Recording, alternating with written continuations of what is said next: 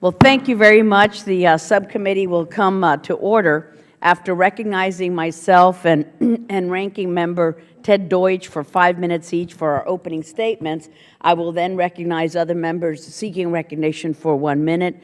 We will then hear from our witnesses, and without objection, the witnesses' prepared statements will be made a part of the record, and members may have 5 days to insert questions and statements for the record, subject to the length limitations in the rules.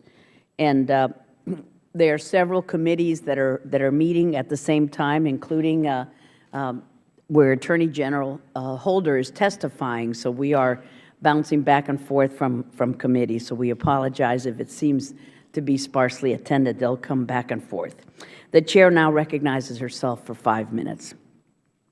Lebanon's a country that is seemingly perpetually in a state of conflict or on the verge of breaking out into conflict at any moment. A bloody and protracted civil war ravaged the country over 25 years ago, and Lebanon has never really been quite able to fully recover.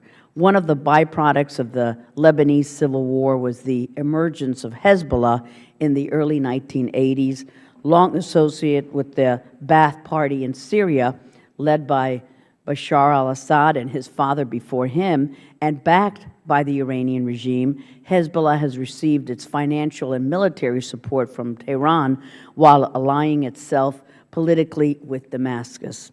Hezbollah is a U.S.-designated terrorist organization and has been responsible for conducting many acts of violence that have left hundreds of innocent U.S. and Israeli citizens dead. It has long waged a war against our closest friend and ally, the Democratic Jewish State of Israel, most notably setting off the 2006 conflict when it conducted a cross-border raid in Israel, kidnapping and killing Israeli soldiers. This led to a 34-day-long campaign in which Hezbollah fired thousands of rockets indiscriminately into Israel, prompting an Israeli military response that finally ended in a ceasefire. Now we see Hezbollah responsible for much of the bloodshed in Syria, and it has brought that conflict across the border into Lebanon, and with it and other terrorist groups like al-Qaeda-linked Islamic State of Iraq and the Levant ISIL.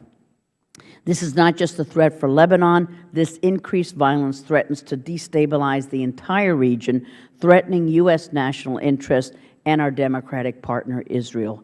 In recent months, ISIL has been seeking to expand its influence in Lebanon, and its commander said the group would use Lebanon as a gateway for al-Qaeda to strike Israel. So how do we protect U.S. security interests or Israel and ensure stability in Lebanon? The strain that the Syrian conflict has put on Lebanon cannot be understated. Last week, the UN High Commissioner for Refugees announced that the number of refugees who have fled to Lebanon is now over 1 million and counting. The United States continues to provide humanitarian assistance to Lebanon, nearly $350 million to date, in an effort to help it cope with this massive influx of refugees. And since 2006, we have also increased our security assistance to Lebanon with the goal of improving the capacity of Lebanese armed forces, LAF, and its internal security forces, ISF, aiming to bolster their capacity to serve as an effective and non-sectarian forces to provide safety in Lebanon. Lebanon is in the middle of a political transition, again divided along religious ideologies and positions taken in support or against Assad in Syria, and it is imperative that a government can be formed that can put aside sectarian and religious identities and work toward stabilizing the country. A small step was taken earlier this year when a new cabinet was formed after nearly a year of deadlocked negotiations. But now, with the current president's term set to expire next month and elections pushed back until November, continued violence and animosity between the main political groups threaten to derail the process. The administration must continue to press the Lebanese leaders to hold free, fair, and transparent elections on time.